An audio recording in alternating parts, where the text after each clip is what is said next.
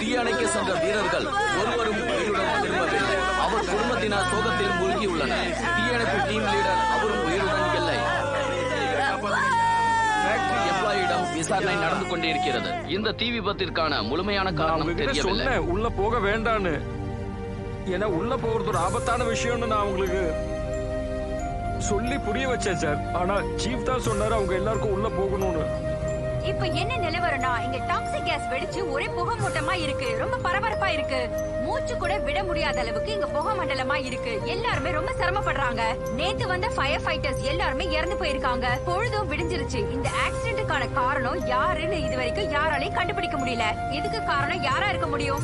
நான் MSc நியூஸுக்காக down down K. நல்லா shoot பண்ணியா? அந்த ஃபைட் ட்ரக்கையும் ஷூட் பண்ணியா? ஆமா. எதுக்காக இங்க மாஸ்க் போட்ட? இங்கதான் நல்லா கிளீனா இருக்குல்ல. ரியலா இருக்கிறதுக்காக நடிச்சேன்.